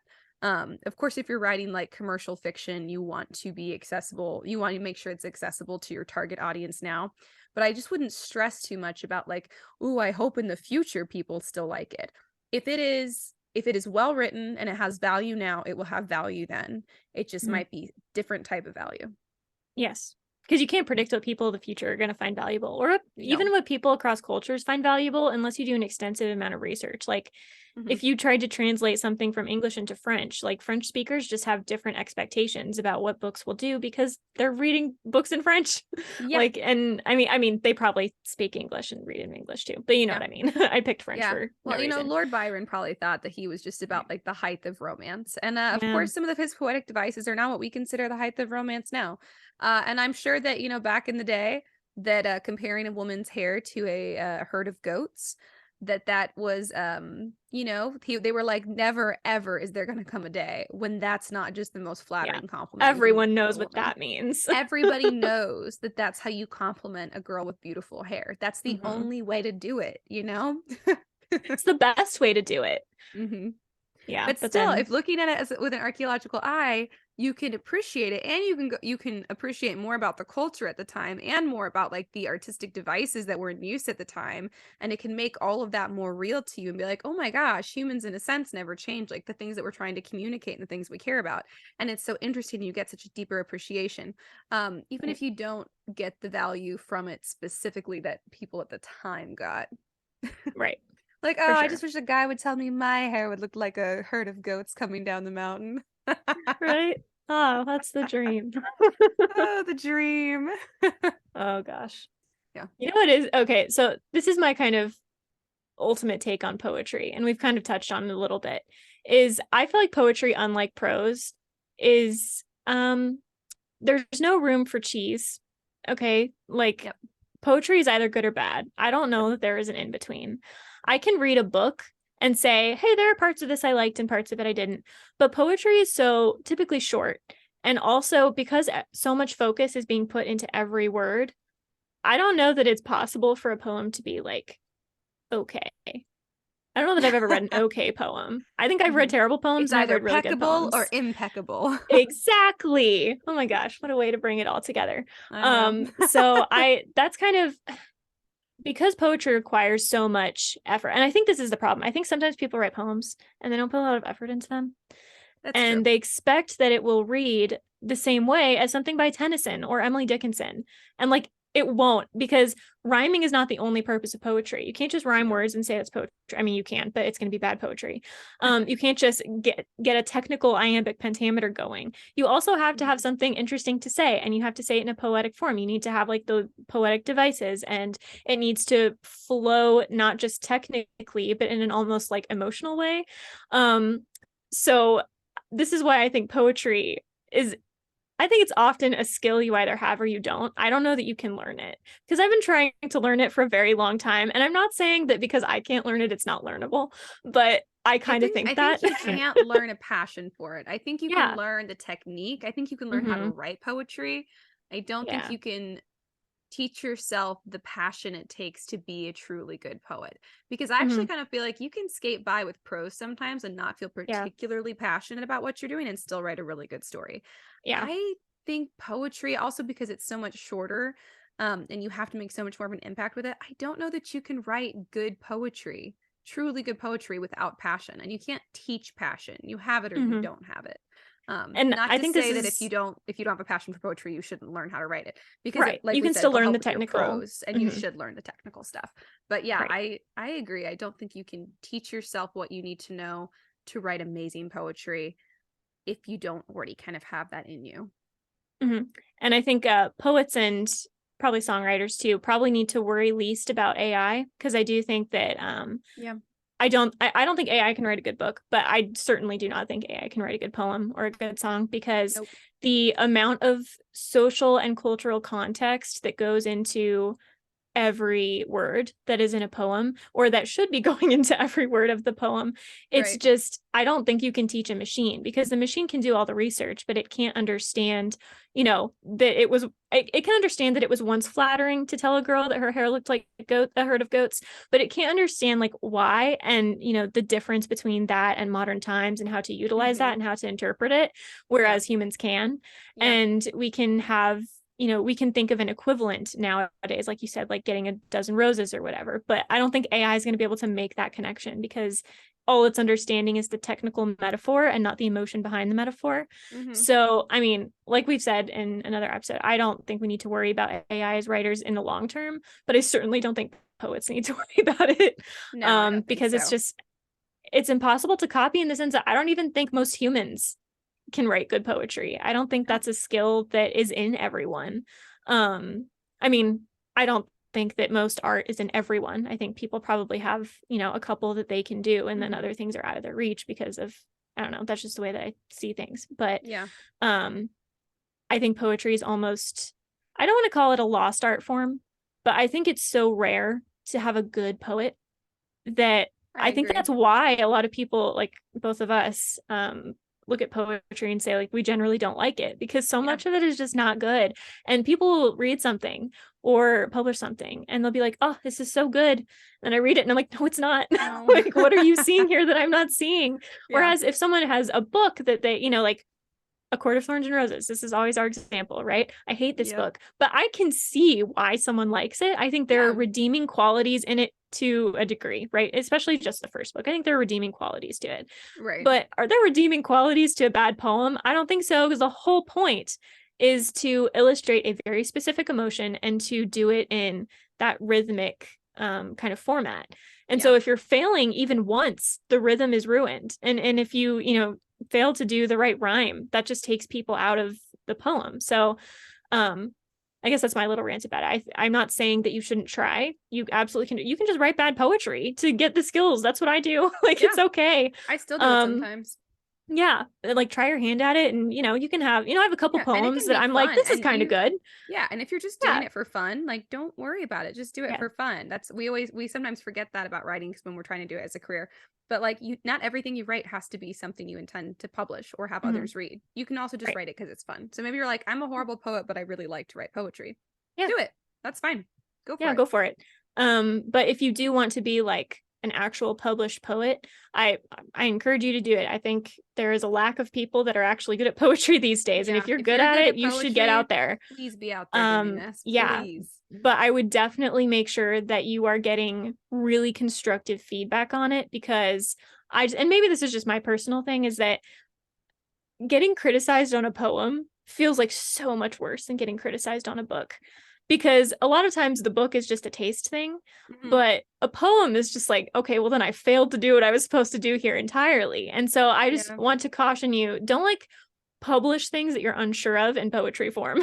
Like, be like super sure about poetry, just because the cheese factor is so easily, you're so easily gonna fall into cheesiness. And I don't want to see that happen to you, because it gives me secondhand embarrassment. I don't want that to happen to you guys. So I don't want to discourage you. Go for poetry if that's your dream. But, like, I see this on Instagram a lot. People will post like, this is a poem I wrote. And every single time I just get my stomach clenches. I'm like, no, don't make me read this. No. I hate it. And just hearing about this, most of the times I scroll past it. And because I'm like, I don't want to be party to this. Sometimes I read it. And 90% of the time, I'm like, dear God, I wish I had not read that. Why did I do that? Because then I'm not going to say that I look down on the person, but now I'm like thinking actively, that's not a good poem, because it's just so easy to tell, I think. Yeah. Good poetry really should appeal to, I don't know, I don't want to say the masses, because I just spent a lot of time talking about how there's a target audience, but it should be accessible for someone to know that poetry is good or not. I shouldn't have to be highbrow, yeah, you know, I a can highbrow look at literary poems person and go, that's a good poem, even if I don't I like can it. know. Exactly. Whereas maybe that's not the case with all types of art forms, but I think it's true of poetry. And so 10% of the time I read the poem and I'm like, wow, this is a poet. And that's awesome. And like, kudos for everyone that's putting themselves out there that way. But I don't have that kind of bravery. And I think maybe you should just like work on the skill a little more before you post it to social media. Yeah. That's my tip. That's not a bad tip. I think that's a good one. Yeah. And just to jump off of your AI thing that you said, I also don't think that AI is that big of a threat for poets, songwriters, or even necessarily fiction writers, because the whole point of art, and we say this a lot, is to express the human experience. And what is the one thing an AI cannot have? Human experience. And it's to express human emotions about those human experiences. That is also, AI do not have human emotions. And so I think that that's an advantage that we all have, and I'm not particularly worried about as far as fiction type and poetry and songwriting goes. Not too concerned about that. But as for poetry, I think also it may help to kind of frame it this way. I've heard, so I have a musical theater background, which is probably not that surprising because those are always the most obnoxious people, and here I am. And what they say about musical theater is that basically the energy you need to go into with when a song starts, because a musical is not like an opera, if you guys haven't seen a lot of them. There's normal dialogue like in a play, and then basically some kind of action happens and leads up to a song, and then the song ends, and then there's more normal dialogue and action, and then we have another song, and maybe there's some reprises, that kind of thing. But basically the way that the emotion ramps up in a musical should be so that the characters start singing when the emotion is so ramped up that there's no way they could communicate it via dialogue. And I kind of feel the same way about poetry. I feel like unless you can't use prose to express it, like that poetry should begin where prose is no longer able it's inadequate to handle till it's inadequate. Exactly. Because in a musical, the character starts singing when dialogue becomes inadequate to express the emotions we're talking about or the experience. And I think the same with poetry versus prose. Poetry starts where prose becomes inadequate. So if you're trying to think about, does this really need to be a poem? Sometimes, especially when you're using poems like within like a book or something for like a riddle or something, think about, is this necessary right here? Is prose no longer adequate? Because if prose is still, and this is probably why I don't do a lot of poetry writing, because for me, prose is usually more than adequate. I rarely reach the point where I can't express something with prose that I could with poetry. I think Emily Dickinson is weirdly really, really good at this concept. Every time I read one of her poems, I'm like, yeah, I can't think of a way to express this better. There's some like intangible element to it that I could not express in prose. But now that she's expressed it in poetry, I'm like, this is the only way to do it. So I think that that's just kind of it's interesting to observe that phenomenon, and also to think about when you're writing your own poetry. And maybe if you're trying to decide, well, what poetry do I have that's of a quality worth sharing? Well, look at that poem and go, was there a way I could have said this via prose? If so, maybe that's not the poem that you want to go share with everybody. If you're like, no, this is the only way to say this, and other people agree, maybe that there is your work, because I think that's what sets really, really good poetry apart. Yeah. Gosh, that was really good. I feel like you just summed up everything. I feel like this whole episode has just been Ash being wise and really articulate, and me being like bad poetry.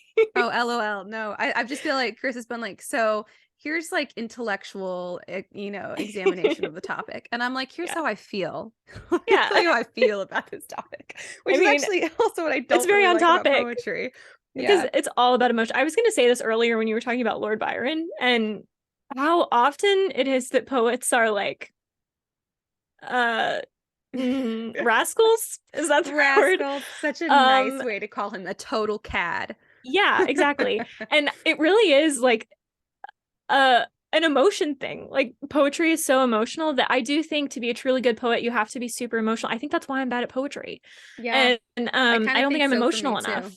Yep. And it's kind of interesting that women usually have the stereotype of being emotional, but you know, when men get super emotional, they tend to become poets because that's the only way they can express it, and they're good at it when it Yes. happens I think sometimes. we need to go back to teaching specifically poetry in schools to boys and girls, but especially Mhm. boys, because I think we can all admit that society has not done a great job of teaching emotional regulation. And at Yeah. least like Lord Byron had poetry, you know? Yeah. At least he had Well, that.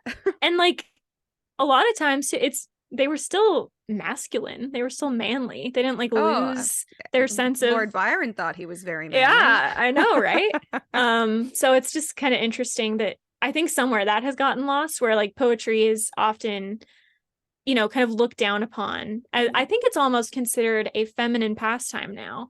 But if you have studied literature at all, poetry was basically a male dominated field for most of history. Yeah. And there's Very nothing true. right or wrong about any of this. I think men and women can both be good poets. I Yep. just don't think it's every man and woman. But it is interesting that the whole crux of poetry is to be super emotional, and then to just phrase it in a way where that emotion is really accessible to other people. Yep. And it's interesting that that was typically thought of as a male field.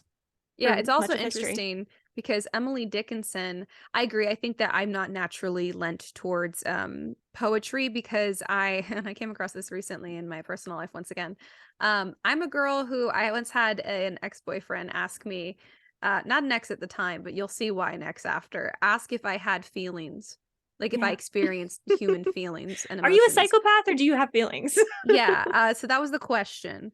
And Mhm. the answer is yes, I do have feelings, but I also have a really, really high level of emotional regulation, Yeah. partially because survival and partially because that's just my personality. Right. And especially if I'm like not feeling great or grumpy, or frankly, if I'm just busy and trying to get things done, my like emotional accessibility becomes absolutely null. So I just Yes. realized I've been really mean to my brother the other day, but not because I've been mean, because he's extremely emotional, and I Mhm. have been in getting stuff done mode, which basically means I have been a 0 on the emotional accessibility scale. Um, Yeah. so I'm trying to think of where I was going with that. I had a point that I was going to say about oh yes, Emily Okay. Dickinson. So Yes. back to my Emily Dickinson one more time. I'll go back to her because I started with her.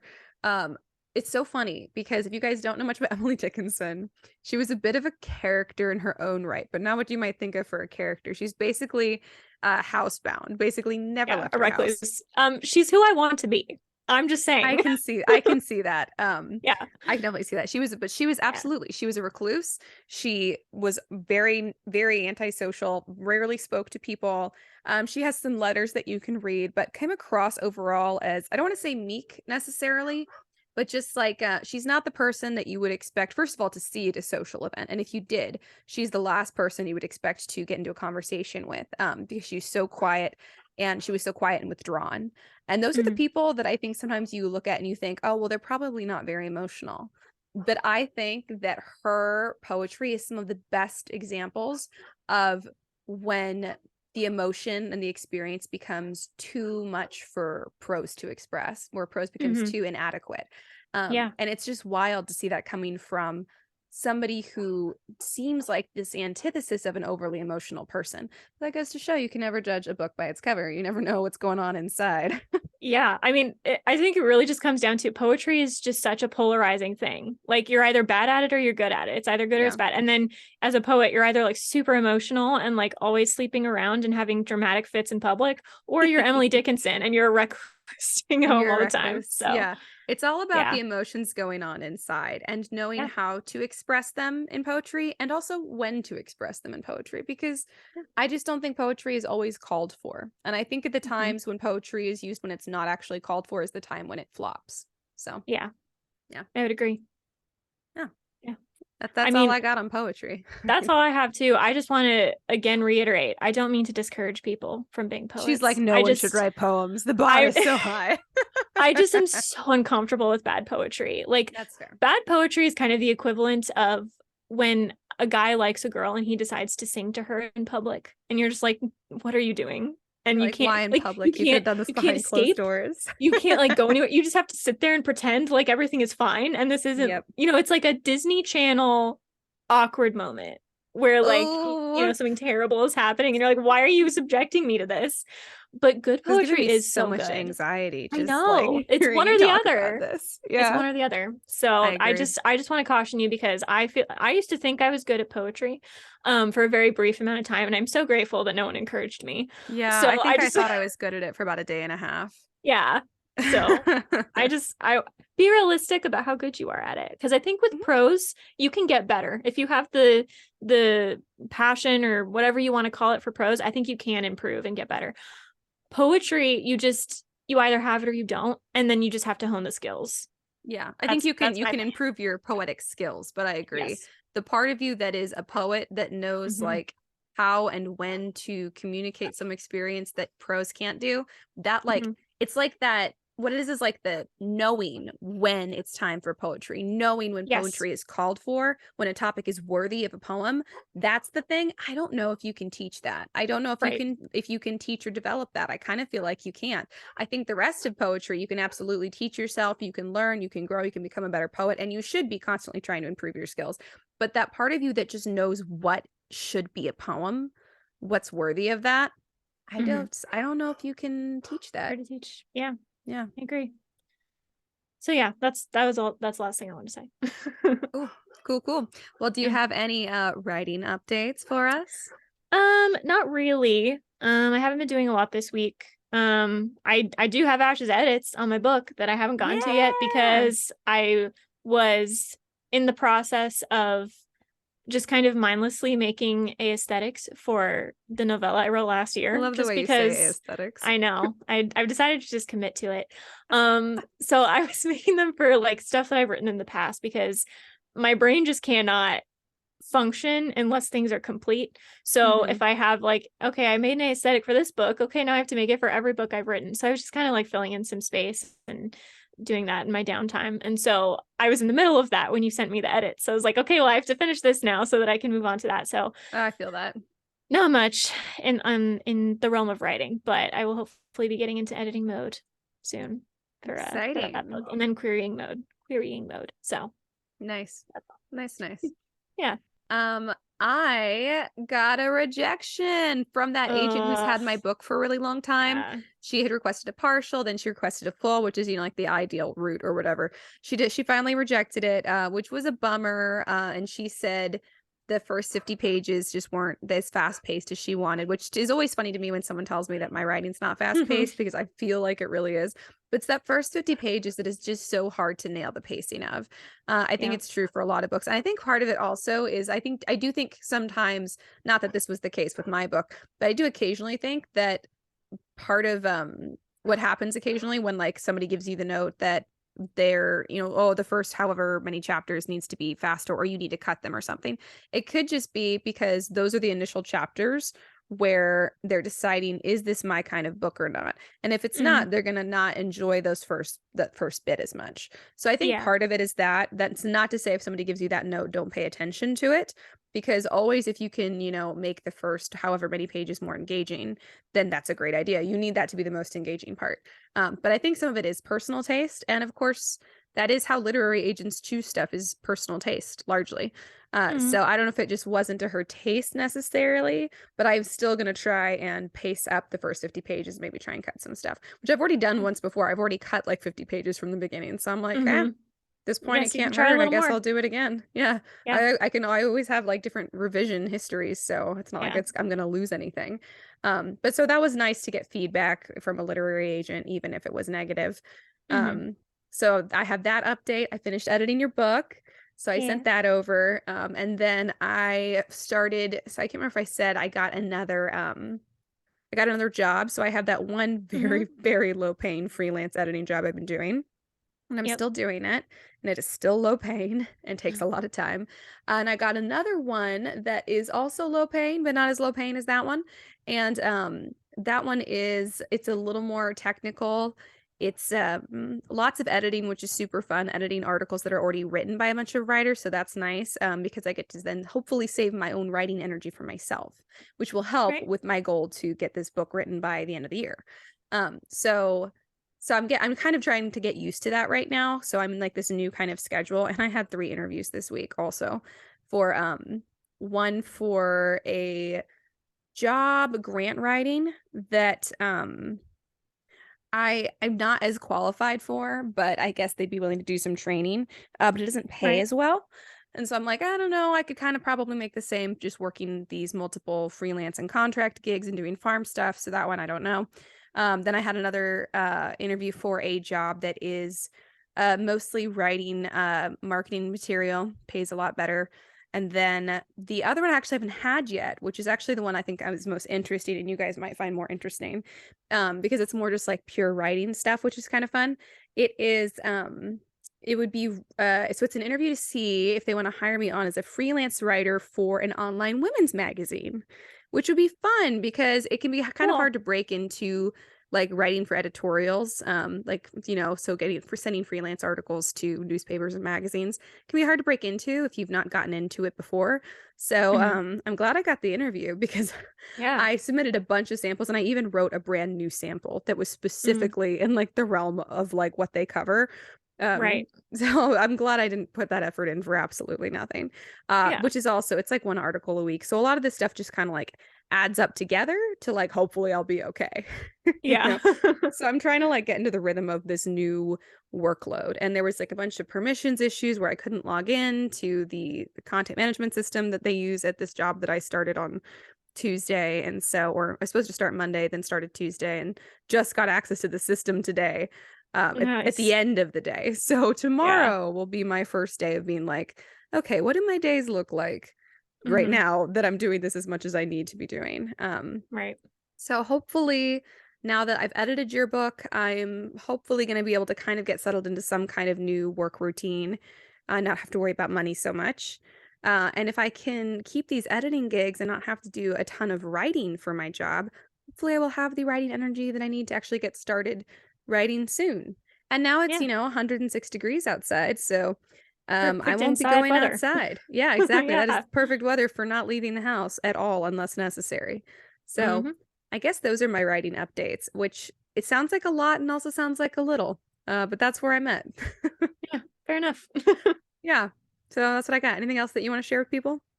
I was just gonna say real fast when you said that the rejection was strange because, like, you never thought you'd get feedback saying that your pacing was too slow. That's how I felt when the agent told me my pacing was too fast.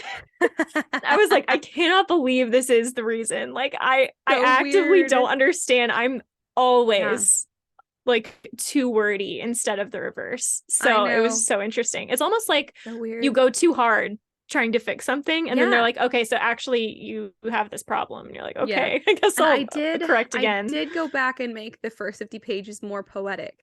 And I Oh. add in more like environmental description since the last time I queried it because I felt like there wasn't enough like world building going on in the first Hmm. 50 pages. So I'm like, did I do too much world building? Yeah. I mean, she didn't say that. Maybe my world building's not the problem, but I'm like, I Right. added too much of something because I Right. wasn't getting this note last time I queried it. So I don't know Yeah, what I did. exactly. Yeah. Oh, it's crazy. All Yeah. right, well, anyway, that's all I had. Sweet. All right. Well, if you guys enjoyed this episode, and you too love and or hate poetry or fall somewhere in that spectrum, it's all of you, aka it's all of you. You guys should go leave us a review down below. You can give us 5 stars, tell us what you loved about the episode, or at least what you sort of liked about the episode. You can refrain from telling us what you felt was peccable about the episode. It's okay. We don't need to hear it. Oh, God, I'm trying to use the word so I don't hate it so much, but You're doing I a still really good hate job, it. I think. Thank I you. mean, I feel like I'm doing a yeah, great job with the word, but I still hate it. So yeah. yeah, I I'm not appreciate that liking you're it. trying. This is why you should try new things. Yeah, So, this is why you should try new things, guys. like How do you poetry and feel about the peccable. word peccable? I need to know if I'm alone in just thinking there's something about the sound of this word and the spelling of this word that's just disgusting. I don't know why. I just really So don't like weird. it. I know. Never had such a strong random feeling about a word. That's a totally Mhm. a normal word. So if you guys also hate that word, please let me know because I want to know that I'm not alone. You guys can message us on social media. We're the Scripturient Society. We are on TikTok and Instagram. Both places are a great place to go if you're looking for motivation to keep you moving, to keep you engaged, to make you laugh about all of the pains and sufferings of being a writer during the week. So go check those out. Those are all managed by our beautiful Karissa Catherine Lewis. And I'm just gonna make it a KKL. That's your new initials. Cool. KKL. Anyways, so if you guys want to recommend a topic for us to talk about on the pod, we would love to hear it. I think we actually might have a guest coming on soon that could be really exciting. That would be a really great topic that they recommended. They actually sent us a list of topics, and I was like, "Ooh!" And Carissa picked up the same one that I was like, "This is great." Yeah. So hopefully we'll have that for you guys soon.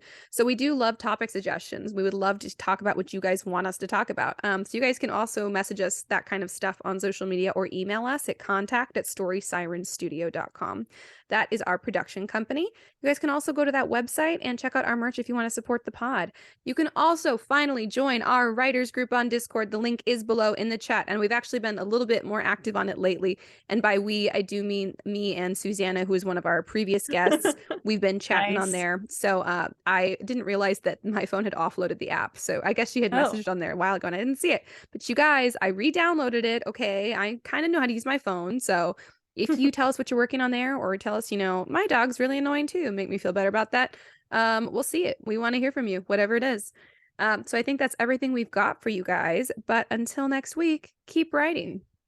And we'll see you on the next page.